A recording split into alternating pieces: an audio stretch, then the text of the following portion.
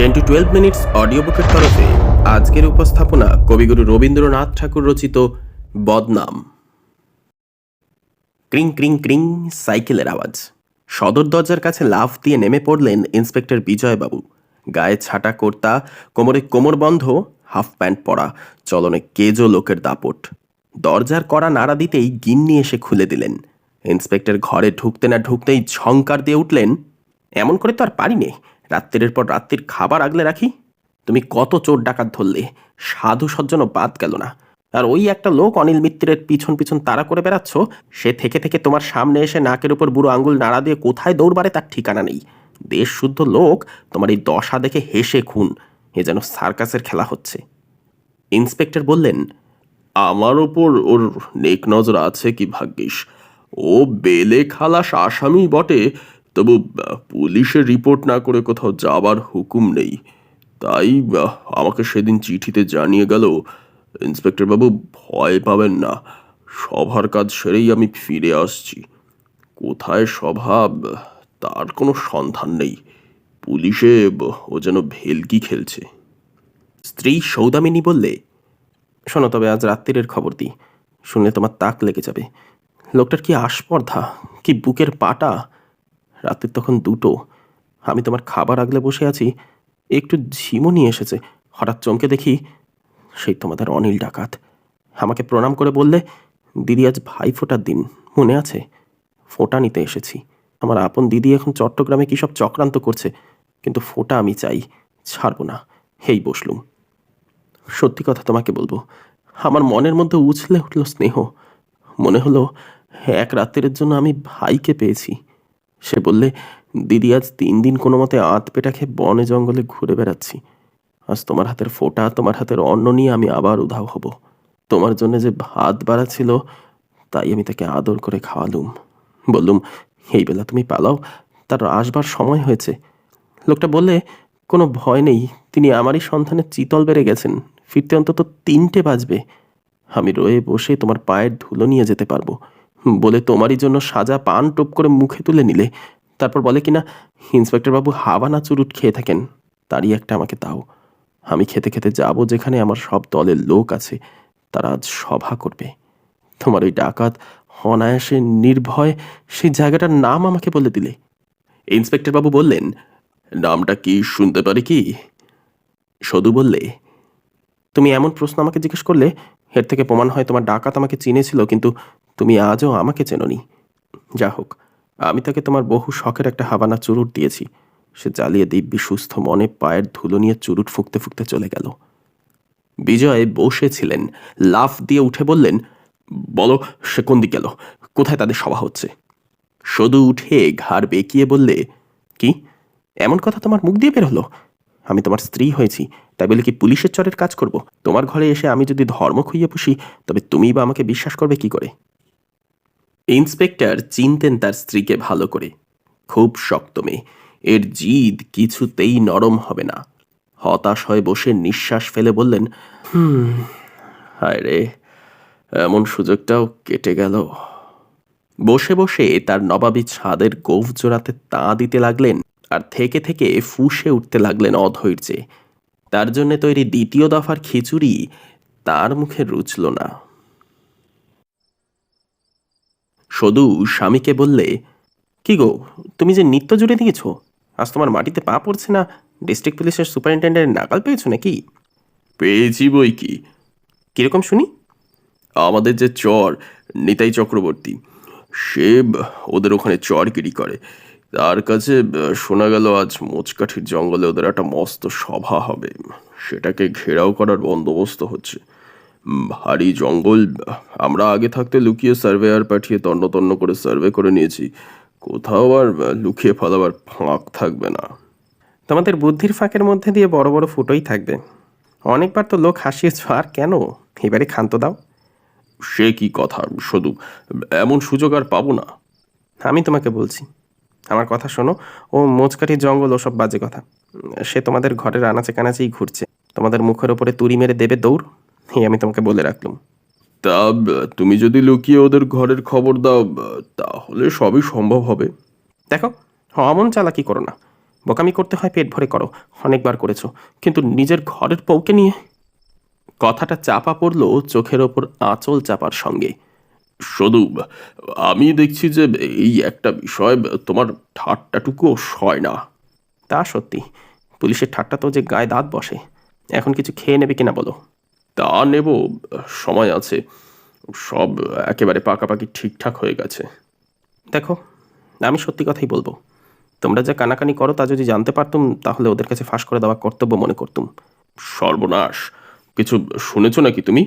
তোমাদের সংসারে চোখ কান খুলে রাখতেই হয়, কিছু কানে যায় বই কি। কানে যায়, আর তারপরে?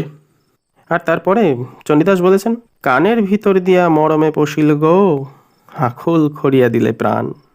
তোমার এই ঠাট্টাতেই তুমি জিতে যাও, কোনটা যে তোমার আসল কথা ধরা যায় না। তা বুঝবার বুদ্ধি যদি থাকতো তবে এই পুলিশ ইন্সপেক্টরের কাজ তুমি করতে না। এর চেয়ে বড় কাজেই সরকার বাহাদুর তোমাকে লাগিয়ে দিতেন বিশ্ব হিতৈষীর পদে, বক্তৃতা দিতে দিতে দেশে বিদেশে জাল ফেলতে। সর্বনাশ, তাহলে সেই যে মেয়েটির গুজব শোনা যাচ্ছে, সে কি আমারই আপন ঘরের ভিতরকার? ওই দেখো, কুকুরটা চেঁচিয়ে মরছে, তাকে খাইয়ে ঠান্ডা করে আসি। ইন্সপেক্টর বাবু মহা খাপ্পা হয়ে বললেন, আমি এখনই গিয়ে লাগাবো এই কুকুরটাকে আমার পিস্তলের গুলি। সদু তার স্বামীর কাপড় ধরে টেনে বললেন, না, কখনো তুমি যেতে পারবে না। কেন?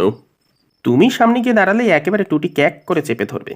ও বড় বদমাইশ কুকুর, ও কেবল আমাকেই চেনে। একটা খবর পেয়েছি শুধু, সেই অনিল লোকটা হরবোলা, ও সব জন্তুরই নকল করতে পারে। রোজ রাত্রির 2টোর সময় ওই যে তোমায় ডাক দিচ্ছে না, তাই বা বলি কি করে? শুধু একেবারে জ্বলে উঠে বললে, হ্যাঁ, শেষকালে আমাকে সন্দেহ? এই রইল তোমার ঘরকন্যা পরে আমি চললুম আমার ভগ্নিপতির বাড়িতে। এই বলে সে উঠে পড়ল। আর কোথায় যাও? ভালো মুশকিল, নিজের ঘরের স্ত্রীকে ঠাট্টা করবো না, আমি কি ঠাট্টার জন্য পরের ঘরের মেয়ে কোথায় খুঁজে পাই? পেলেই বা শান্তি রক্ষা হবে কি করে? বলে ওকে জোর করে ধরে বসালেন। শুধু কেবলই চোখ মুছতে লাগলো। আহা, কি করছো? কাঁদো কেন? সামান্য একটা ঠাট্টা নিয়ে। না, তোমার এই ঠাট্টা আমার সইবে না, আমি বলে রাখছি। আচ্ছা আচ্ছা, ব্যাস, রইল। এখন তুমি আরামে নিশ্চিন্ত হয়ে তোমার কুকুরকে খাইয়ে আসো। ও আবার কাটলেট না হলে খায় না, পুডিং না হলে পেট ভরে না। সামান্য কুকুর নিয়ে তুমি এত বাড়াবাড়ি করো কেন, আমি কিছুতেই বুঝতে পারি না। সদু বললে, তোমরা পুরুষ মানুষ বুঝবে না, পুত্রহীনা মেয়ের বুকে যে স্নেহ জমে থাকে সে যে কোনো একটা প্রাণীকে ফেলে তার বুকের কাছে টেনে নেয়। ওকে একদিন না দেখলে আমার মনে কেবলই ভয় হতে থাকে, কে ওকে কোন দিক থেকে ধরে নিয়ে গেল। তাই তো আমি ওকে এত যত্ন করে ঢেকে ঢুকে রাখি। কিন্তু আমি বলে দিচ্ছি শুধু, কোনো জানোয়ার এত আদরে বেশি দিন বাঁচতে পারে না। তা যতদিন বাঁচে ভালো করেই বাঁচুক। বিজয়বাবু বিশ্রাম করতে লাগলেন। ইতিমধ্যে পুলিশের দলবল জুটল, চলল সবাই আলাদা আলাদা রাস্তায় মোচকাঠির দিকে। বহু দূরের পথ, প্রায় রাত পুইয়ে গেল যেতে আসতে। পরের দিন বেলা 7টার সময় মুখ শুকিয়ে ইন্সপেক্টর বাবু বাড়িতে এসে কেদারের ওপর ধপাস করে বসে পড়লেন। বললেন, শুধু বড় ফাঁকি দিয়েছে, তোমার কথাই সত্যি। পুলিশের লোক ঘেরাও করলে বন, সে বনে জনমানব নেই। হই হই লাগিয়ে দিলে, চিৎকার করে বলতে লাগলে, কোথায় আছো বের হও, নইলে আমরা গুলি চালাবো। অনেকগুলো ফাঁকা গুলি চলল, কোনো সাড়া নেই। পুলিশের লোক খুব সাবধানে বনের মধ্যে ঢুকে তল্লাশ করলে। তখন ভোর হয়ে এসেছে, রাব উঠল, ধর সেই নিতাইকে, বদমাইশকে। নিতাইয়ের আর টিকি দেখা যায় না। একখানা চিঠি পাওয়া গেল, কেবল এই কটি কথা, আসামি নিরাপদ, দিদিকে আমার প্রণাম জানাবেন, অনিল। দেখো দেখি কি কাণ্ড, এর মধ্যে আবার তোমার নাম জড়ানো কেন? শেষকালে শেষকালে আবার কি? পুলিশের ঘরের গিন্নি কি আসামির ঘরের দিদি হতেই পারে না? সংসারের সব সম্বন্ধই কি সরকারি খামের ছাপ মারা? আমি আর কিছু বলবো না, এখন তুমি একটু শোও, একটু ঘুমাও। ঘুম ভাঙল তখন বেলা দুপুর। স্নান করে মধ্যাহ্ন ভোজের পর বিজয় বসে পান চিবোতে চিবোতে বললেন, লোকটার চালাকির কথা কি আর তোমাকে বলবো। ও দলবল নিয়ে চারদিকে প্রোপাগান্ডা ছড়িয়ে বেড়াচ্ছে। ও ভোর রাত্রিরে কুম্ভক যোগ করে শূন্যে আসন করে, এটা নাকি অনেকে স্বচক্ষে দেখা। গ্রামের লোকের বিশ্বাস জন্মিয়ে দিয়েছে ও একজন সিদ্ধ পুরুষ, বাবা ভোলানাথের চিহ্নিত। ওর গায়ে হাত দেবে হিন্দুর ঘরে আজ যেমন লোক নেই। তারা আপন ঘরের দাওয়ায় ওর জন্য খাবার রেখে দেয়, রীতিমতো নৈবেদ্য। সকালবেলা উঠে দেখে তার কোনো চিহ্ন নেই। হিন্দু পাহারাওয়ালারা তো ওর কাছে ঘেঁষতেই চায় না। একজন দারোগা সাহস করে হিজলাকান্দির দাঙ্গার পরে ওকে গ্রেপ্তার করেছিল। হপ্তাখানেকের মধ্যে তার স্ত্রী বসন্ত হয়ে মারা গেল। এরপরে আর কোনো প্রমাণের অভাব রইল না। সেজন্য এবারে যখন মোচকাতিতে ওর কোনো সাড়া পাওয়া গেল না, পাহারাওয়ালারা ঠিক করলে যে ও যখন খুশি আপনাকে লোপ করে দিতে পারে। ও তার একটি সাক্ষীও রেখে গেছে। একটা জলা জায়গায় পায়ের দাগ দেখা গেল, 2 হাত অন্তর এক একটি পদক্ষেপ, 1.5 হাত লম্বা। হিন্দু পাহারাওয়ালারা সেই পায়ের দাগের ওপর ভক্তিভরে লুটিয়ে পড়ে আর কি।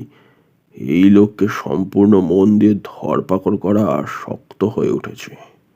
ভাবছি মুসলমান পাহারাওয়ালা আনাবো, কিন্তু দেশের হাওয়ার গুণে মুসলমানকে যদি ছোঁয়াচ লাগে তবে আরো সর্বনাশ হবে।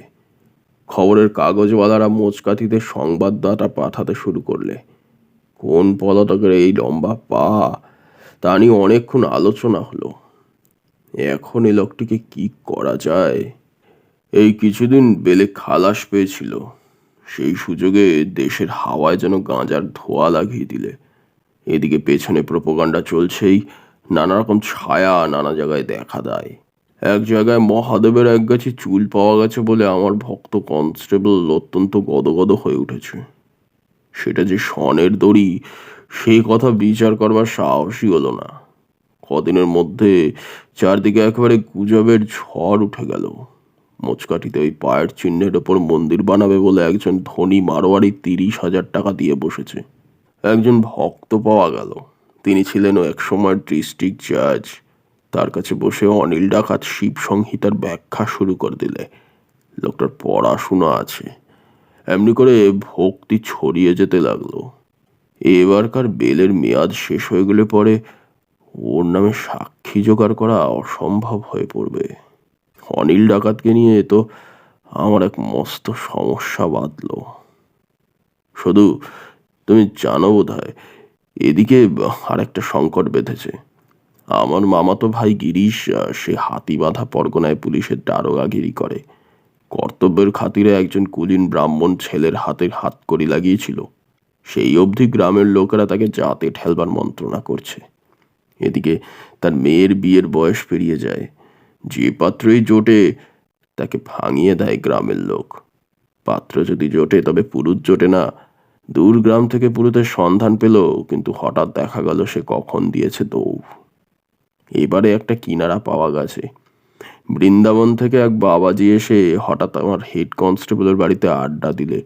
সৎ ব্রাহ্মণ খাইয়ে দাইয়ে আমরা সবাই মিলে তাকে খুশি করাচ্ছি। তাকে রাজি করানো গেছে। এখন গ্রামের লোকের হাত থেকে তাকে বাঁচিয়ে রাখতে হবে। শুধু তুমিও এ কাজে সাহায্য করো। ও মা, করবো না তো কি, ও তো আমার কর্তব্য। আহা, তোমাদের গিরিশের মেয়ে, আমাদের মিনু, সে তো কোনো অপরাধ করেনি। তার বিয়ে তো হওয়াই চাই। আনো তোমার বৃন্দাবনবাসীকে, আমি জানি ওইসব স্বামীজিদের কি করে আদর যত্ন করতে হয়। এলেন বৃন্দাবনবাসী। বুকে লুটিয়ে পড়ছে সাদা দাড়ি, নারদ মুনির মতো। শুধু ভক্তিতে গদগদ হয়ে পায়ের কাছে লুটিয়ে পড়লে পাড়ার লোক তার প্রণামের ঘটা দেখে হেসে বাঁচে না। প্রবীণা প্রতিবেশিনী মুচকি হেসে বললেন, সাধু সন্ন্যাসীদের প্রতি তোমার এত ভক্তি হঠাৎ জেগে উঠল কি করে? শুধু হেসে বললে, দরকার পড়লে ভক্তি উঠলে ওঠে। বাবা ঠাকুরেরা পায়ের ধুলো নিলে গলে যান।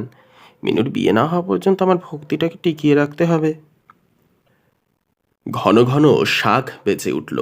উলুর সঙ্গে বর আসার শব্দ এলো চারদিক থেকে। কনেকে একটি চেলি জড়ানো পুটলির মতো করে এওর দল নিয়ে এলো ছাদনা তলায়। নির্বিঘ্নে কাজ সমাধা হলো। বর কনে বাবাজিকে প্রণাম করে অন্দরে যাবার জন্য উঠে দাঁড়ালো। তখন বাবাজি আশীর্বাদ শেষ করে বিজয়বাবুকে আর সভার সবাইকে বললেন, মশাই, আমার খবরটা এবার দিয়ে যাই। পুরুতের কাজ আমার পেশা নয়।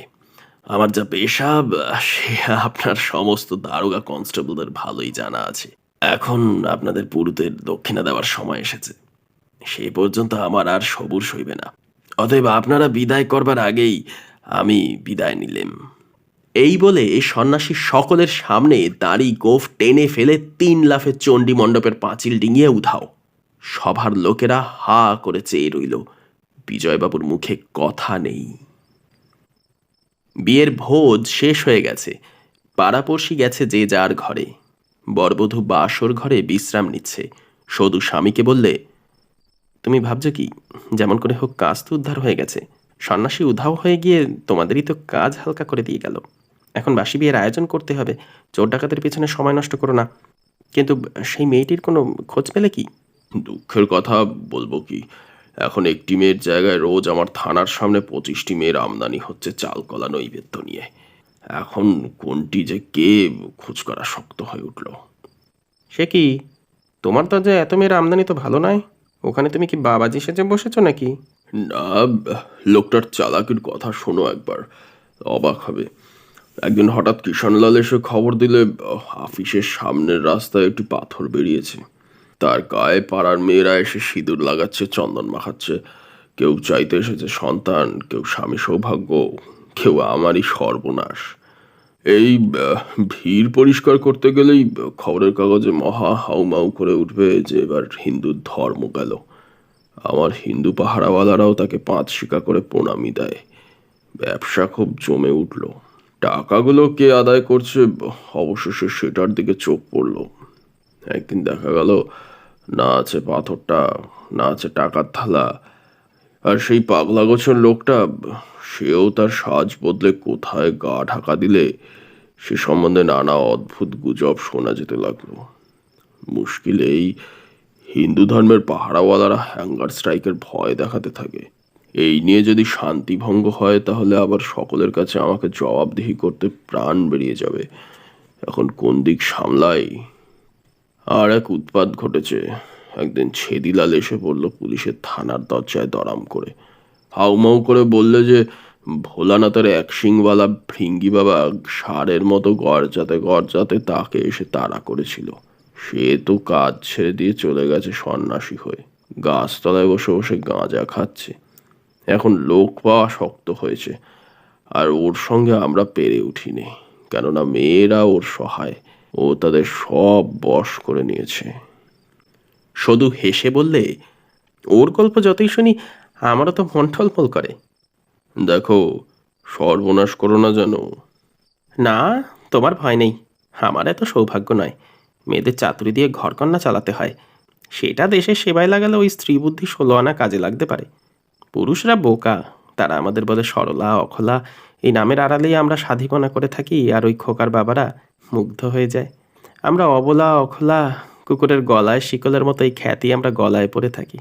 আর তোমরা আমাদের পেছন পেছন টেনে নিয়ে বেড়াও। তার চেয়ে সত্যি কথা বলো না কেন? সুযোগ পেলে তোমরাও ঠকাতে জানো, সুযোগ পেলে আমরাও ঠকাতে জানি। আমরা এত বোকা নই যে শুধু ঠকবই আর ঠকাবো না। বুড়িগুলো বলে থাকে, সদু বড় লক্ষ্মী, অর্থাৎ রাধ্যে বাধ্যে ঘর নিকটে সদুর ক্লান্তি নেই। এইটুকু বেড়ার মধ্যেই আমাদের সুনাম। দেশের লোক না খেতে পেয়ে মরে যাচ্ছে, আর যারা মানুষের মতো মানুষ তাদের হাতে হাতকড়ি পড়ছে। আমরা রেধে বেড়ে বাসন মেজে করছি সতী সাদিগিরি। আমরা অলক্ষী হয়ে যদি কাজের মতো কিছু একটা করতে পারি তাহলে তা আমাদের রক্ষে। এই আমি তোমাকে বলে রাখলুম। আমাদের ছদ্মবেশ ঘুচিয়ে দেখো, তা দেখবে হয়তো কোথাও আছে কিছু কলঙ্কের চিহ্ন, কিন্তু তার সঙ্গে সঙ্গেই আছে জ্বলন্ত আগুনের দাগা। নিছক আরামের খেলার দাগ নয়। মেরেছি, কিন্তু মরেছি তার অনেক আগে। সংসারে মেয়েরা দুঃখের কারবার করতেই এসেছে। সেই দুঃখ কেবল আমি ঘরকন্নার কাজে ফুঁকে দিতে পারবো না। আমি চাই সেই দুঃখের আগুনে জ্বালিয়ে দেবো দেশের যত জমানো আস্তাকুর। লোকে বলবে না সতী, বলবে না সাধেই, বলবে দজ্জাল মেয়ে। এই কলঙ্কের তিলক আঘাত ছাপ পড়বে তোমার সদূর কপালে। আর তুমি যদি মানুষের মতো মানুষ হও তবে তার গুমর বুঝতে পারবে। তোমার মুখে ওরকম কথা আমি ঢের শুনেছি, তারপরে দেখেছি সংসার যেমনই চলে তেমনই চলছে। মাঝে মাঝে মন খোলসা করা দরকার। তাই শুনি আর হাওয়া না চুরুট্টানি। যাই হোক না কেন, আমি জানি আমি যাই করি শেষ পর্যন্ত তুমি আমাকে ক্ষমা করবেই। আর সেই ক্ষমাই যথার্থ পুরুষ মানুষের লক্ষণ, যেন শ্রীকৃষ্ণের বুকে ভৃগুর পায়ের চিহ্ন। তোমার সেই ক্ষমার কাছেই তো আমি হার মেনে আছি। মিথ্যা স্তব করব না। পুলিশের কাজে তোমার খবরদারির শেষ নেই, কিন্তু আমাকে তুমি চোখ বুজে বিশ্বাস করে এসেছো। যদিও সবসময় সেই বিশ্বাসের যোগ্যতা আমার ছিল না, আমি এই জন্যই তোমাকে ভক্তি করি। আমার ভক্তি স্বাস্থ্য মতো গড়া নয়। শুধু আর কেন, পেট ভরে যা বলবার সে তো বলে গেলে। এখন তোমার এই কুকুরটাকে খাওয়াতে যাও, বড্ড চেঁচাচ্ছে। ও আমাকে ঘুমাতে দেবে না। আমি ভাবছি আমাকে এবারে ছুটির দরখাস্ত দিতে হবে। শুধু হেসে বললে, তুমি ইন্সপেক্টরি ছেড়ে দিয়ে গাছতলায় বাবাজি সেজে বসো, তোমার আয় যাবে বেড়ে, আমিও কিছু বখরা পাবো। সবটাতেই তুমি কেমন নিশ্চিন্ত হয়ে থাকো, আমার ভালো লাগে না। ও আমার স্বভাব। তোমার খুনি ডাকাতদের জন্য আমি চিন্তা করতে পারবো না। একা তোমার চিন্তাতেই আমার দিন চলে গেল। সমস্ত দেশের লোকের হাসিতে যোগ না দিয়ে আমি করব কি? তোমার এই পুলিশের থানায় স্বদেশীদের নিয়ে অনেক চোখের জল বয়ে গেছে। এতদিনে লোকেরা একটু হেসে বাঁচছে। এই জন্যই অনিলবাবুকে সবাই 2 হাত তুলে আশীর্বাদ করছে, তুমি ছাড়া। আমি দুশ্চিন্তার ভান করে কি করব বলো দেখি? দেখো সদু, এবারে আমি তোমার শরণাপন্ন। সদু বললে, কবে তুমি আমার শরণাপন্ন নও শুনি? এই জন্যই তো তোমাকে সবাই স্ত্রৈন্য বলে। 2 জাতের স্ত্রৈন্য আছে। একদল পুরুষ স্ত্রীর জোরের কাছে হার না মেনে থাকতে পারে না, তারা কাপুরুষ। আরেক দল আছে, তারা সত্যিকারের পুরুষ, তাই তারা স্ত্রীর কাছে অসংশয়ে হার মেনেই নেয়। তারা অবিশ্বাস করতে জানেই না, কেননা তারা বড়। এই দেখো না, আমার কত বড় সুবিধে। তোমাকে যখন খুশি যেমন খুশি ঠকাতে পারি, তুমি চোখ বুজে সব নাও। শুধু কি স্পষ্ট স্পষ্ট তোমার কথাগুলি গো। সে তোমারই গুণে কর্তা, সে তোমারই গুণে। এবারে কাজের কথাটা শুনে নাও, ওসব আলোচনা পরে হবে। এবারে একটা সরকারি কাজে তোমার সাহায্য চাই, নইলে আমার আর মান থাকে না। পুলিশের লোকরা নিশ্চয়ই জেনেছে যে এই কাছাকাছি কোথাও এক জায়গায় একজন মেয়ে আছে। সেই এখানকার সব খবর কেমন করে পায় আর ওকে সাবধানে চালিয়ে নিয়ে বেড়ায়। সে আচ্ছা জাহাবাজ মেয়ে। ওরা বলেছে সে এই পাড়ারই কোনো এক বিধবা মেয়ে। যেমন করে হোক তার সন্ধান নিয়ে তার সঙ্গে তোমাকে ভাব করতে হবে। সদু বললে, শেষকালে আমাকেও তোমাদের চরের কাছে লাগাবে? আচ্ছা, তাই হবে। মেয়েকে দিয়ে মেয়ে ধরার কাজে লাগা যাবে, নইলে তোমার মুখ রক্ষা হবে না। আমি এই ভার নিলুম, 2 দিনের মধ্যেই সমস্ত রহস্য ভেদ হয়ে যাবে। পরশু হলো শিবরাত্রি। খবর পেয়েছি অনিল ডাকাত সিদ্ধেশ্বরী তলার মন্দিরে জপ তপ করে রাত কাটাবে। তার মনে তো ভয় ডর কোথাও নেই। এদিকে ও ভারী ধার্মিক কিনা। ও মেয়েটা থাকবে তার কিরকম তান্ত্রিক মতে স্ত্রী হয়ে। তোমরা পুলিশের লোক আড়ালে আড়ালে থেকো, আমি ধরে দেবো। কিন্তু রাত্রির 1টার আগে যেও না, তাড়াহুড়ো করলে সব ফসকে যাবে। অমাবস্যার রাত 1টা বেজেছে। পায়ের জুতো খোলা 2-1টা লোক অন্ধকারে নিঃশব্দে এদিকে ওদিকে বেড়াচ্ছে।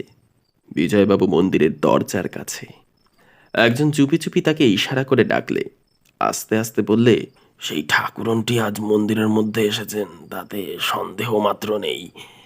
তিনি বিখ্যাত কোন যোগিনী ভৈরবী। দিনের বেলা কারো চোখেই পড়েন না। রাত্রি 1টার পর শুনেছি নটরাজের সঙ্গে তার নৃত্য।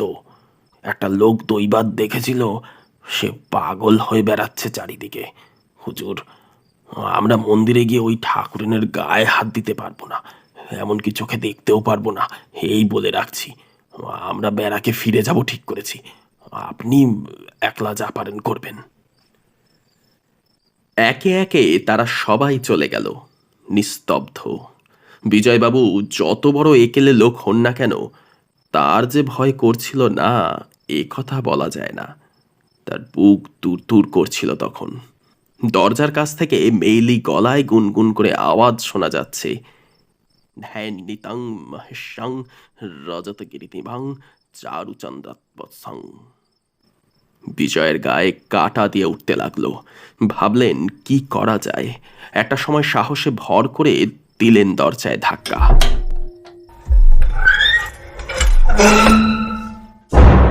ভাঙা দরজা খুলে গেল। ভেতরে একটি মাটির প্রদীপ মিটমিট করে জ্বলছে। দেখলেন শিবলিঙ্গের সামনে তার স্ত্রী জোর হাত করে বসে, আর অনিল একপাশে পাথরের মূর্তির মতো দাঁড়িয়ে নিজের স্ত্রীকে দেখে সাহস হলো মনে। বললেন, শুধু অবশেষে তোমার এই কাজ? হ্যাঁ, আমি সেই মেয়ে যাকে তোমরা এতদিন ধরে খুঁজে বেড়াচ্ছ। নিজের পরিচয় দেব বলেই আজ এসেছি এখানে। তুমি তো জানো আমাদের দেশে দৈবাত দু একজন সত্যিকারের পুরুষ দেখা দেয়। তোমাদের একমাত্র চেষ্টা এদের একেবারে নির্জীব করে দিতে। আমরা দেশের মেয়েরা যদি এইসব সুসন্তানদের আপন প্রাণ দিয়ে রক্ষা না করি তবে আমাদের নারী ধর্মকে ধিক। তোমার অগোচরে নানা কৌশলে এতদিন এই কাজ করে এসেছি, যার কোনো হুকুম কখনো ঠেলতে পারিনি। সকলের চেয়ে কঠিন আজকের এই হুকুম, হেও আমাকে মানতে হবে। এই আমার দেবতাকে আজ তোমারই হাতে ছেড়ে দিয়ে আমি সরে দাঁড়াবো। জানি আমার যে বড় রক্ষক তার মাথার ওপরে আছেন। দুদিন পরেই সমাজের সঙ্গে আমার সম্বন্ধ কীরকম নিন্দায় ভরে উঠবে আমি তা জানি। এই লাঞ্ছনা আমি মাথায় করে নেব। কখনো মনে করো না চাতুরি করে তোমার স্ত্রীকে বাঁচিয়ে এই মানুষটাকে আলাদা করে নালিশে জড়াতে পারবে। আমি চিরদিন তার পেছনে পেছনে থেকে শাস্তির শেষ পালা পর্যন্ত যাব। তুমি সুখে থেকো, তোমার ভয় নেই। এই ইচ্ছা করলেই তুমি নূতন সঙ্গিনী পাবে। আর যা করো আমাকে দয়া করো না। আমার চেয়ে অনেক বড় যারা তাদের তুমি তা করনি। সেই নিষ্ঠুরতার অংশ নিয়ে মাথা উঁচু করেই আমি তোমার কাছ থেকে বিদায় নেব। প্রাণপণে তোমার সেবা করেছি ভালোবেসে, প্রাণপণে তোমাকে বঞ্চনা করেছি কর্তব্যবোধে। এই তোমাকে জানিয়ে গেলুম, এরপর হয়তো আর সময় পাবো না। সদুর কথায় বাধা দিয়ে অনিল বলে উঠল, বিজয়বাবু, আজ আমি ধরা দেবো বলেই স্থির করে এসেছিলাম। আমার আর কোনো ভাবনা নেই, আমার কাজ শেষ হয়ে গেছে। আপনি সদুর কথায় ভরকাবেন না। ও একটু অসাধারণ মেয়ে, জন্মেছে আমাদের দেশে একেবারে খাপ ছাড়া সমাজে। খুব ভালো করেই চিনেছি আমি ওকে, চিনি বলেই আপনাকে বলছি, ও নিষ্কলঙ্ক। যে কঠিন কর্তব্য আমরা মাথায় নিয়ে দাঁড়িয়েছি সেখানে ভালোবাসার কোনো ফাঁক নেই, আছে কেবল আপনাকে জলাঞ্জলি দেওয়া। বিশ্ব সংসারের লোক সদু সম্বন্ধে কিছু জানবে না, আপনার কোনো ভয় নেই। ওকে নিয়ে আপনি মন্দিরের সুড়ঙ্গ পথ দিয়ে বাড়ি ফিরুন, আর আমি অন্যদিকে এখনই পুলিশের হাতে ধরা দিচ্ছি। এই সঙ্গে একটা কথা আপনাদের জানিয়ে রাখি, আমাকে আপনারা বাঁধতে পারবেন না। রবি ঠাকুরের একটা গান আমার কণ্ঠস্থ, আমারে বাঁধবি তোরা, এই বাঁধন কি তোদের আছে। হঠাৎ গেয়ে উঠল বিদেশি গলায়। মন্দিরের ভিত থর থর করে কেঁপে উঠল গলার জোরে। অবাক হয়ে গেলেন ইন্সপেক্টর বাবু। এই গান অনেকবার গেয়েছি, আবার গাইব। তারপর চলবো আফগানিস্তানের রাস্তা দিয়ে, যেমন করে হোক পথ করে নেব। আপনাদের সঙ্গে এই আমার কথা রইল। আর 15 দিন পরে খবরের কাগজে বড় বড় অক্ষরে বের হবে, অনিল বিপ্লবী পলাতক। আজ প্রণাম হই। হঠাৎ বিজয়ের হাত কেঁপে উঠল। টর্চটা মাটিতে পড়ে গেল হাত থেকে। মুখের উপরে 2 হাত চেপে বসে পড়লেন। প্রদীপটাও দমকা বাতাসে শেষ হয়ে গেছে আগেই।